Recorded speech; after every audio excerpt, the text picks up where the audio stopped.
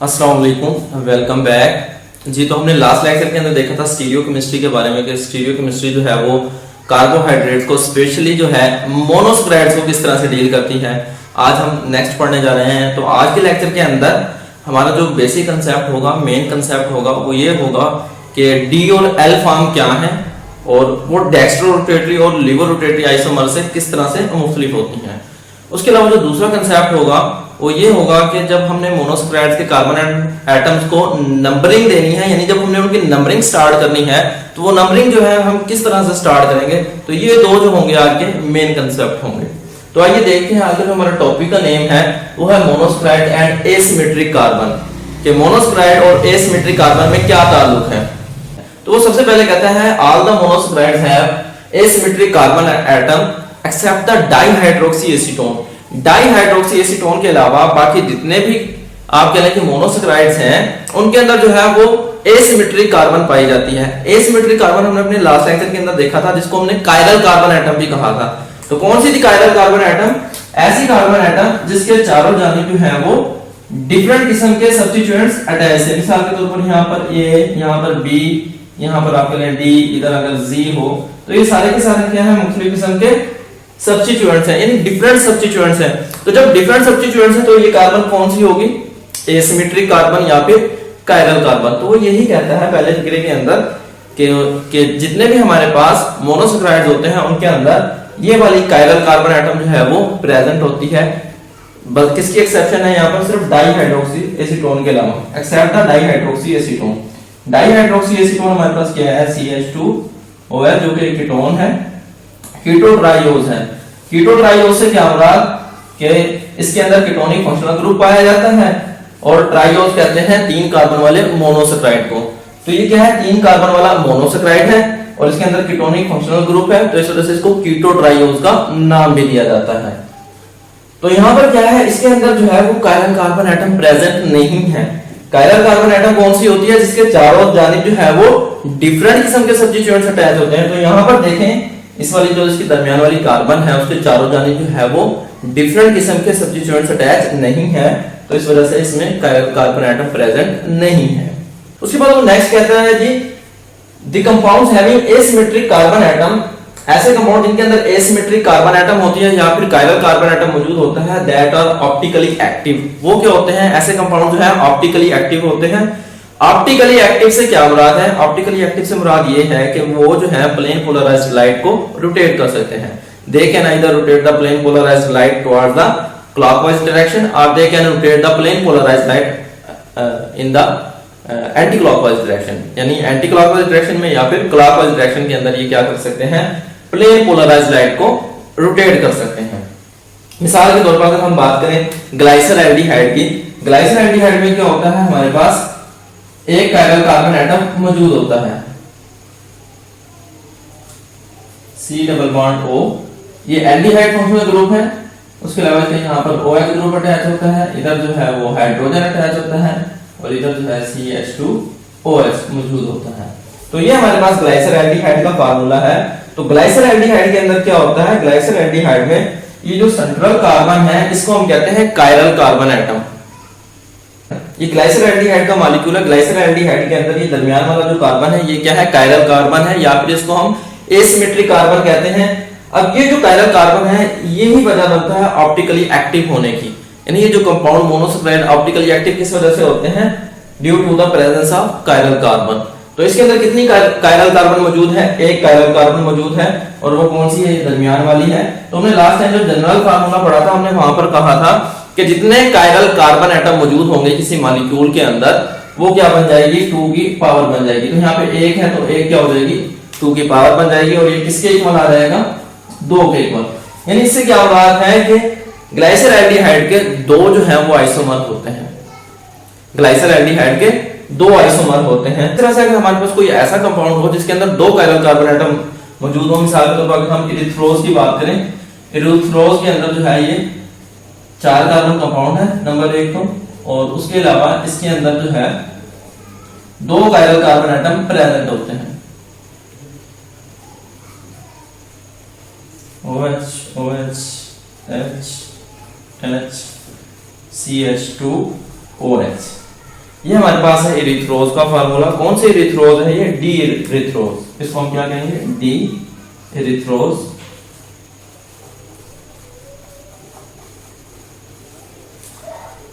तो डी इरिथ्रोज के अंदर जो कायरल कार्बन एटम की तादाद है वो 2 है। ये वाला भी कायरल कार्बन एटम है, ये वाला भी जो है कायरल कार्बन एटम है, यानी 2 कायरल कार्बन एटम है। जब 2 कायरल कार्बन एटम है तो यहाँ पर 2 की पावर कितनी हो जाएगी? 2 हो जाएगी। और इसके जो है वो 4 जो है वो आइसोमर होंगे। तो इसी तरह से अगर हम बात करें किसी और कंपाउंड की जिसके अंदर इससे भी ज्यादा जो है वो कायरल कार्बन एटम मौजूद हो, मिसाल के तौर पर हमारे पास 5 कार्बन वाला अगर कंपाउंड हो, 5 कार्बन शुगर हो,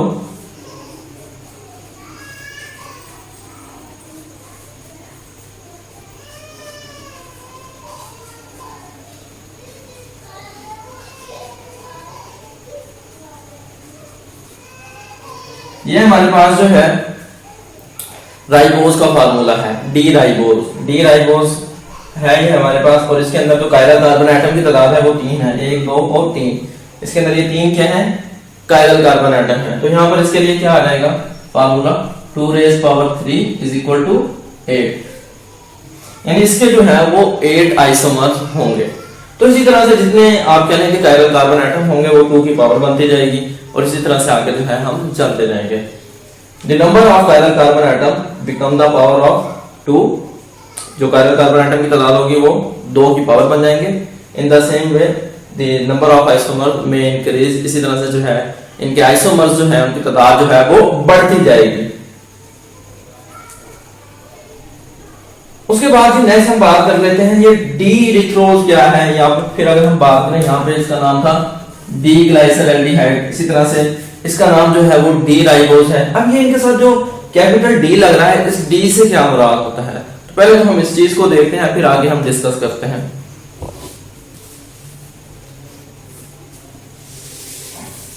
जी, तो ये जो हमारे पास ग्लाइसरल्डिहाइड का मॉलिक्यूल है इसको हम कहते हैं डी ग्लाइसरल्डिहाइड।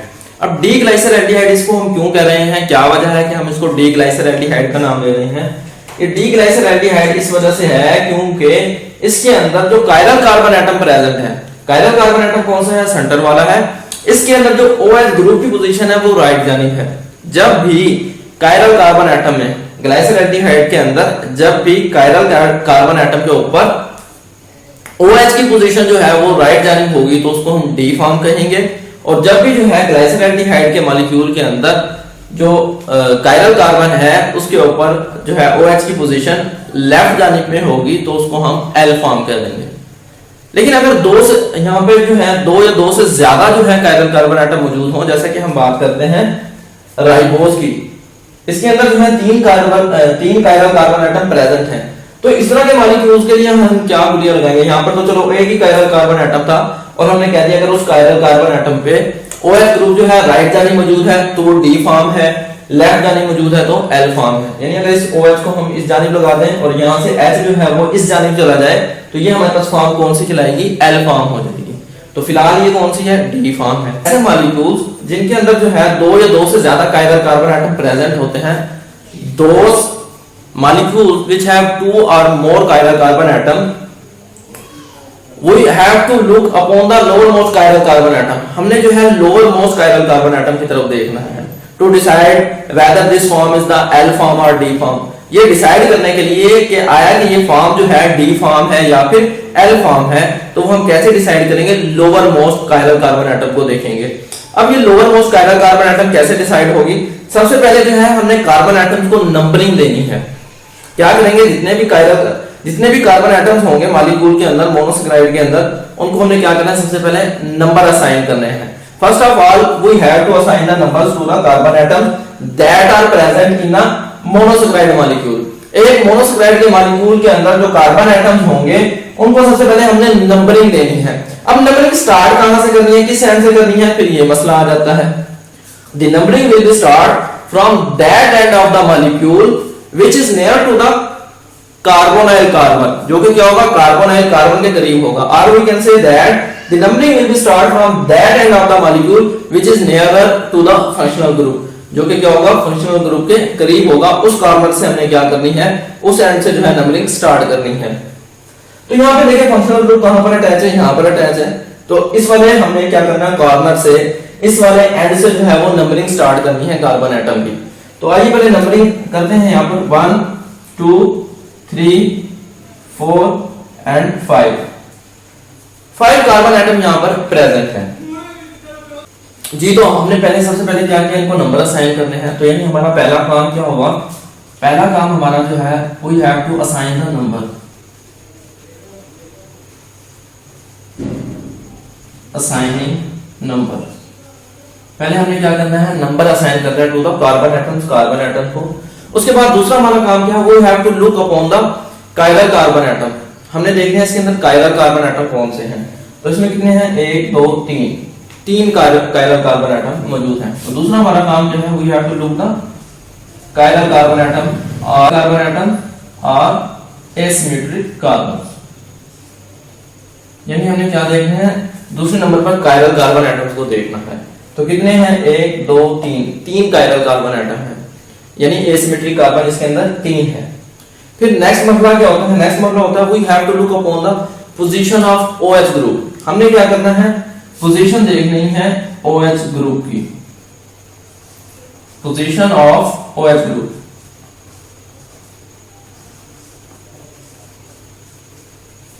जी तो हमने क्या किया, तीसरा काम हमारा है OH ग्रुप की पोजीशन देखना।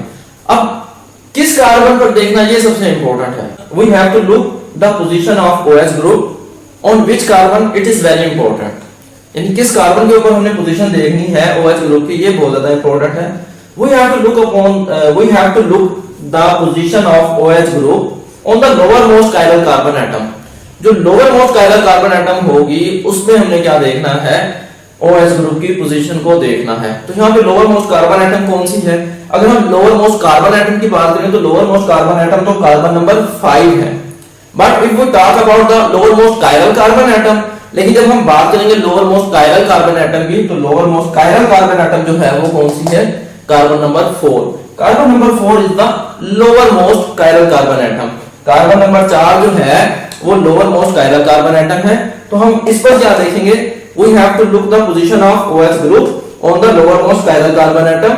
हमने lower most chiral carbon atom के ऊपर जो है वो OH ग्रुप की पोजीशन देखनी है। If the OH group is present on the right side of that chiral carbon atom, अगर इस chiral carbon atom के राइट जानिब पर OH ग्रुप मौजूद होगा, then this form will be known as D form। तो इस फॉर्म को हम क्या कह देंगे, D form कह देंगे। Otherwise this form will be the L form। वो करना दूसरी सूरत में क्या होगा, ये फॉर्म जो है वो L form होगी। तो चौथा काम हमारा क्या है कि हमने जो OH ग्रुप की पोजीशन देखनी है वो किस पे देखनी है, we have to look the position of OH group on lower most carbon atom, lower most chiral carbon atom, chiral carbon। तो lower most chiral carbon atom पर हम OH की ग्रुप की पोजीशन देखेंगे। फिर पांचवा काम हमारा क्या हो जाएगा, हम ये डिसाइड कर लेंगे कि whether this molecule is the belongs to the L form or D form। अगर राइट जानिब पर है तो हम उसे D form कह देंगे, अगर OH ग्रुप जो है वो लेफ्ट जानिब मौजूद है तो उसको हम L फॉर्म कह देंगे। तो पांचवा काम हमारा क्या है, डिसाइड करना है whether this form is the D form or L form। Decide form, हम फॉर्म के बारे में डिसाइड करेंगे whether this form is D form or L form। तो इस तरह से फिर हम इसको क्या कर देंगे, नाम दे देंगे। तो इसमें जो सबसे इंपॉर्टेंट चीज थी वो यही थी कि हमने क्या देखना है, D या L फॉर्म के बारे में बताना है कि आया कि ये फॉर्म जो है D फॉर्म है या L फॉर्म है। और दूसरा क्या था, नंबरिंग देना कि नंबरिंग कहां से स्टार्ट करनी है।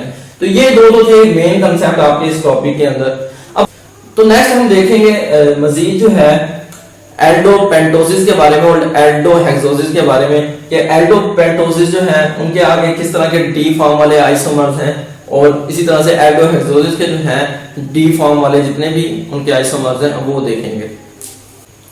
अब जितने भी इनके आइसोमर्स हैं, चाहे एल्डोपेंटोसिस के हैं या एल्डोहेक्सोसिस के, इनमें सबसे पहला जो आपका काम है वो ये है, आप एक मॉलिक्यूल को पकड़ें और उसका नाम याद कर लें।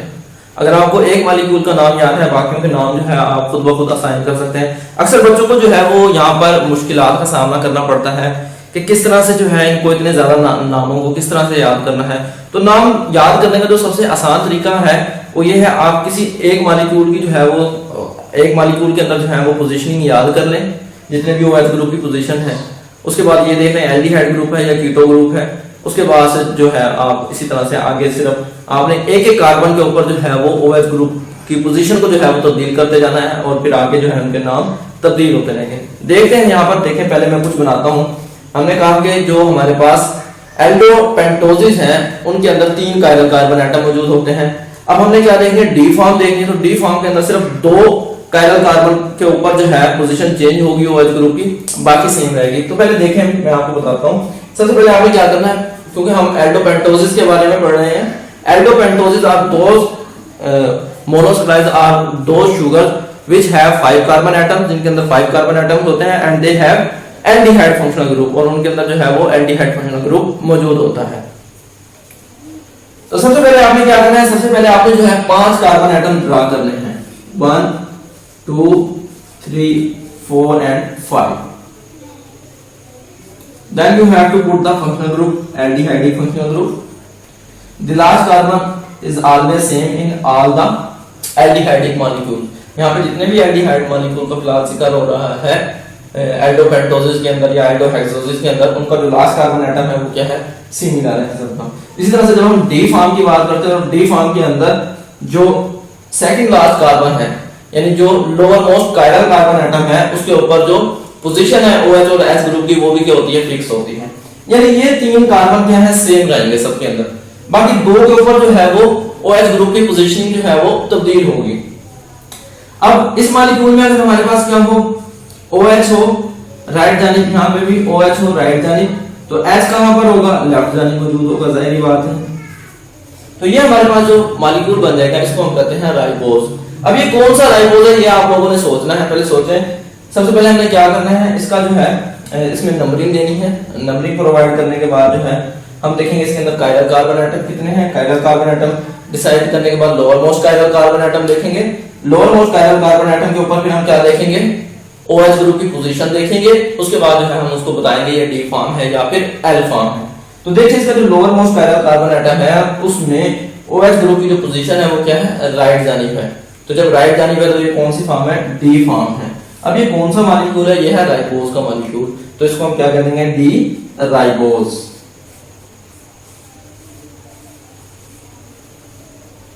इसी तरह से नेक्स्ट दूसरा जो इसका आइसोमर होगा 5 कार्बन वाला, उसमें भी सबसे पहले आपने 5 कार्बन एटम जो है वो ड्रा कर लेने हैं। आखिरी कार्बन के ऊपर जो है वो पोजीशन सेम रहेगी। सेकंड लास्ट कार्बन के ऊपर भी जो H और OH की पोजीशन है वो सेम रहेगी। फर्स्ट कार्बन के ऊपर भी एल्डिहाइड फंक्शनल ग्रुप जो है वो सेम रहेगा। अब आपने क्या करनी है, बस इस पहले कार्बन के ऊपर जो है वो पोजीशन को चेंज कर दें OH की, बाकी ऐसे ही रहने दें, यानी बाकी ये ऐसे ही रहने दें राइबोज। अब सिर्फ राइबोज पहले याद करना है, उसके बाद जो है एक एक के अंदर जो है पोजीशन को चेंज करना है। कायरल कार्बन एटम के कायरल कार्बन एटम जो है उनके ऊपर जो है OH ग्रुप की पोजीशन को चेंज करना है, लेकिन lower most chiral carbon atom को नहीं छेड़ना। बाकी ये 2 बचने हैं, इन पर छेड़ना है। तो पहले क्या करें, इस वाले पोजीशन को छेड़ लें, इस वाले OH को यहां ले लें, इस H को यहां पर ले आए, तो क्या हो जाएगा हमारे पास, ये कुछ इस तरह से बन जाएगा जी। तो अब इस मॉलिक्यूल का नाम क्या बन जाएगा, पहले तो देखें डी है, डी फॉर्म है, डी इसका नाम हो जाएगा डी अरेबिनोज। अरेबिनोज है ये हमारे पास, कौन सा मॉलिक्यूल है, अरेबिनोज। तो ये क्या कहलाएगा, डी अरेबिनोज जी। तो कौन सा मॉलिक्यूल है, ये हमारे पास डी अरेबिनोज है। इसमें क्या है, कार्बन नंबर 2 के ऊपर, ये कार्बन नंबर 1, कार्बन नंबर 2 के ऊपर हमने जो है वो H और OH की पोजीशन को तब्दील किया। इसी तरह से नेक्स्ट जो इसकी फॉर्म है, उसमें भी सबसे पहले आपने जो है 5 कार्बन एटम ड्रा करने हैं। उसके बाद लास्ट कार्बन एटम और सेकंड लास्ट कार्बन एटम जो है वो फिलहाल सेम रहेगा, क्योंकि डी फॉर्म के बारे में हम डिस्कस कर रहे हैं। फर्स्ट कार्बन एटम भी क्या रहेगा, सेम रहेगा। इसमें इस वाले को आप कांस्टेंट रख लें पहले वाले की तरह, राइबोज की तरह। अब क्या करें, दूसरे के ऊपर, यानी टोटल कार्बन नंबर 3 के ऊपर जो है, कार्बन नंबर 3 के ऊपर आप क्या करते हैं, पोजीशन को चेंज करते हैं। H की जगह पर OH और OH की जगह पर H। तो ये हमारे पास जो है, ये हमारे पास है जाइलोज। कौन सा जाइलोज, डी जाइलोज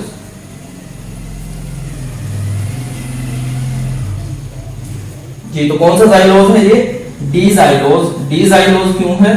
डीजाइलोज इसलिए है क्योंकि इसके जो lower most chiral carbon atom है उसमें जो OH ग्रुप है वो राइट जानिब है। इसी तरह से हम नेक्स्ट बात करें मजीद, इसका जो फोर्थ आइसोमर है उसमें भी सबसे पहले आपने 5 कार्बन एटम ड्रा करने हैं, CH2OH, यहां पर OH, इस साइड पर H, उसके बाद जो है ये वाली भी क्या, यानी इतना तो हिस्सा कांस्टेंट ही रहता है सबके अंदर। उसके बाद हमने यहां पर क्या कर लिया, एक मरतबा जो है वो कार्बन नंबर 2 को भी हमने उसके ऊपर भी पोजीशन चेंज कर ली, कार्बन नंबर 3 के ऊपर भी पोजीशन चेंज कर ली। अब हम क्या करते हैं, दोनों के ऊपर जो है पोजीशन चेंज करते हैं, यानी कार्बन नंबर 2 और कार्बन नंबर 3 दोनों के ऊपर OH को यहां पर ले आए लेफ्ट जानिब और H को जो है वो राइट जानिब ले आए। तो ये हमारे पास किस तरह से बन जाएगा, OH OH H और H। इसका नाम क्या है, इसका नाम हमारे पास आ जाएगा D। D क्यों कह रहे हैं, क्योंकि इसमें क्या है, जो कार्बन है, लोअर मोस्ट कायरल कार्बन है, उसके ऊपर जो OH ग्रुप है वो कहां पर है, राइट जानिब है। तो इस वजह से ये हमारे पास क्या है, डी फॉर्म है। और मॉलिक्यूल का नाम क्या है, लाइजोज, डी लाइजोज। तो ये हमारे पास क्या आ जाएगा, डी लाइजोज का मॉलिक्यूल आ जाएगा। डी क्यों कहा, क्योंकि इसमें lower most chiral carbon atom के ऊपर जो OH है वो राइट जानिब है। इसी तरह से अगर आगे हम मजीद बात करें एल्डोहेक्सोसिस की, यानी ऐसे मोनोसेक्राइड्स जिनके अंदर जो है वो 6 कार्बन एटम मौजूद होते हैं, उनकी बात करें तो उनको देखते हैं। सबसे पहले आपने क्या करना है, 6 कार्बन एटम ड्रा करने हैं।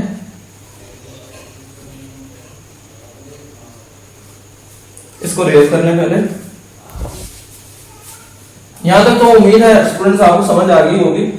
तो आगे जो है नेक्स्ट देखते हैं, क्योंकि ये आपस में इंटरमिक्स हो जाएंगे, जगह कम है तो कुछ यहाँ पर मॉलिक्यूल बना लेंगे। क्योंकि जो हमारे पास एल्डोहेक्सोसिस है उनके जो डी फॉर्म वाले आइसोमर हैं वो 8 हैं, तो 8 के बनाने के लिए जो हमें काफी ज्यादा जगह दरकार है जी। तो नेक्स्ट हमें देखना है एल्डोहेक्सोसिस को। तो एल्डोहेक्सोसिस में सबसे पहले आपने क्या करना है, हेक्सोज है तो सबसे पहले 6 कार्बन एटम जो है आपने ड्रा कर लेना है, 6 कार्बन एटम ड्रा करेंगे। उसके बाद CH2OH, ये वाली पोजीशन कांस्टेंट है, ये वाली पोजीशन भी कांस्टेंट होगी, और इसी तरह से ये वाली पोजीशन जो है इसके ऊपर भी जो एटम की तरतीब है वो क्या होगी, कांस्टेंट होगी। उसके बाद बाकी रह जाते हैं 3, इनके ऊपर जो है वो क्या होगा, फर्क आएगा H और OH ग्रुप की पोजीशन का। तो पहले इसी की बात कर लेते हैं। इसमें अगर हम सारे OH जो है वो राइट जानिब लगा दें, ये आपने सिर्फ याद करना है पहला मॉलिक्यूल। उसके बाद जो है नेक्स्ट इसी से हम आगे ड्राइव करते जाएंगे। तो इसका नाम क्या है, इसका नाम हमारे पास है D aldose. D aldose, D aldose ये हमारे पास मॉलिक्यूल है जो कि क्या है, एक 6 कार्बन मॉलिक्यूल है। डी क्यों कह रहे हैं, क्योंकि इसमें जो लोअर मोस्ट कार्बन एटम है उसमें OH ग्रुप की पोजीशन राइट जानिब है। उसके बाद कार्बन नंबर 2 के ऊपर OH ग्रुप की बस पोजीशन चेंज करें। पहले तो हमने इसका मजीद आइसोमर बनाना है, 1 2 3 4 5 एंड 6 कार्बन एटम ड्रा किए। इसके ऊपर एल्डिहाइड फंक्शनल ग्रुप है, इसके ऊपर OH H CH2OH, उसके बाद यहाँ पर OH, यहाँ पर H, यहाँ पर OH, इधर H। कार्बन नंबर 2 के ऊपर हमने H और OH ग्रुप की पोजीशन को चेंज करना है, OH और H, ये हमने चेंज कर दी पोजीशन इसकी। तो ये हमारे पास अब कौन सा मॉलिक्यूल हो जाएगा, ये हमारे पास आल्ट्रोज का मॉलिक्यूल हो जाएगा। कौन सा आल्ट्रोज, डी आल्ट्रोज, ठीक है। उसके बाद आते हैं नेक्स्ट, यहां पर देखें सबसे पहले 6 कार्बन एटम ड्रा करने हैं आप लोगों ने। 6 कार्बन एटम ड्रा करने के बाद CH2OH, यानी इनकी पोजीशन जो है वो कांस्टेंट रखनी है, जिनकी उनकी पोजीशन आप कांस्टेंट रखें। OH H, अब इस वाले की भी पोजीशन कांस्टेंट रखें, यहां पर इसकी पोजीशन भी फिलहाल कांस्टेंट है, इसकी तो हर एक में कांस्टेंट है। कार्बन नंबर 3 के ऊपर OH की जगह H लगा दें और H की जगह पर OH लगा दें। तो ये हमारे पास क्या हो जाएगा, मॉलिक्यूल जो है वो चेंज हो जाएगा। इसका नाम क्या है, ग्लूकोज है। इसको हम क्या कहते हैं, डी ग्लूकोज, डी ग्लूकोज। उसके बाद नेक्स्ट हमारे पास जो है मजीद 6 कार्बन कंपाउंड, CH2OH, OH ये वाली पोजीशन कांस्टेंट रहेगी, उसके बाद अब इसकी भी फिलहाल पोजीशन वो वाली रखें, पहले मॉलिक्यूल वाली, इसकी भी कार्बन नंबर 3 की भी कांस्टेंट रखें, ये भी हमारे पास कांस्टेंट रहेगा। कार्बन नंबर 4 के ऊपर क्या करनी है आपने, पोजीशनिंग चेंज करनी है, H की जगह पर OH और OH की जगह पर H। ये हमारे पास कौन सा मॉलिक्यूल है, ये हमारे पास है जी डी गुलोज, इसको हम कहते हैं डी गुलोज। यहाँ पे क्या था, कार्बन नंबर 4 के ऊपर जो है जो OH की पोजीशनिंग तब्दील थी। उसके बाद आ जाए नेक्स्ट मॉलिक्यूल की तरफ। नेक्स्ट आइसोमर जो है 6 कार्बन एटम्स हो गए, CH2OH हो गया, OH हो गया, H हो गया, C डबल बॉन्ड O और H। अब हम क्या करें, हमने तीनों के ऊपर एक एक बार जो है वो H और OH की पोजीशनिंग चेंज कर ली है। अब हम क्या करें, पहले दो मॉलिक्यूल में क्या कर लें, OH लगा दें H की जगह पर, H की जगह पर OH लगा दें, और OH की जगह पर H लगा दें। इसको वैसे ही रहने दें जैसे कि यहाँ पर मौजूद था। तो ये हमारे पास क्या हो जाएगा, एक नया आइसोमर बन जाएगा, और इसका नाम क्या है, इसका नाम है डी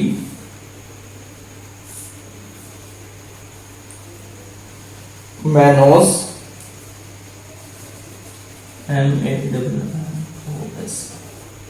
जी। तो इसका नाम क्या है, डी मैनोस।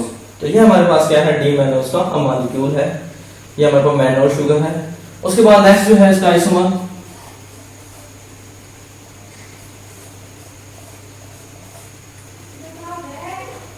CH2OH, ये वाली पोजीशन कांस्टेंट, ये वाली भी पोजीशन कांस्टेंट होती है, और ये वाली पोजीशन भी कांस्टेंट है हर एक के अंदर। अब इस वाले को OH को इसके को वैसे ही रहने थे जैसे पहले मॉलिक्यूल के अंदर था, एलोस के अंदर। इन दो की पोजीशनें चेंज कर लें, इन दो की पोजीशनें चेंज कर लें। H की जगह पर OH लगा दें बस, और OH की जगह पर H लगा दें। तो ये हमारे पास नया आइसोमर बन जाएगा जिसका नाम क्या है, गैलेक्टोज। कौन सा गैलेक्टोज है, डी गैलेक्टोज जी। तो गैलेक्टोज से बात हमारे नेक्स्ट आ जाता है ये मॉलिक्यूल। इस मॉलिक्यूल में हम देखेंगे कि यहाँ पर जो है हमने यहाँ पे भी दो जगह पे पोजीशनिंग चेंज करनी है। यहाँ पे देखिए हमने कार्बन नंबर 2 और 3 पर चेंज कर दी, यहाँ पे 3 और 4 पर। अब यहाँ पे हम क्या करेंगे, 2 जगह पर हाइड्रोक्सिल ग्रुप लगाएंगे, और बाकी जो है वैसे ही आ जाएगा। यानी हाइड्रोजन और हाइड्रोक्सिल की पोजीशन जो है वो कार्बन नंबर 2 और कार्बन नंबर 4 के ऊपर हमने चेंज कर दी है। कार्बन नंबर 2 और 4 के ऊपर पोजीशनिंग चेंज हो गई, बाकी जो है मॉलिक्यूल वो एलोस वाला ही रहेगा। तो ये इसका नाम हमारे पास क्या आ जाएगा, ये हमारे पास आ जाएगा डी आइडोज। इस मॉलिक्यूल का नाम है डी आइडोज।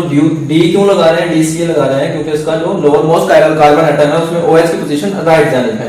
इसी तरह से अगर हम बाद में नेक्स्ट मॉलिक्यूल की जानिब जाएं तो वहां पर हम क्या करेंगे, जो इसके तीनों के 3 कायरल कार्बन एटम है, वैसे है तो टोटल 4, क्योंकि चौथा क्या रहेगा, फिक्स रहेगा, क्योंकि हम डी फॉर्म्स बना रहे हैं। तो इन तीनों के ऊपर जो है वो H वाली पोजीशन पर हम क्या लगा दें, OH ग्रुप अगर लगा देंगे और OH की जगह पर H लगा देंगे, तो ये हमारे पास जो मॉलिक्यूल बनेगा, ये हमारे पास बनेगा डी टैलोज।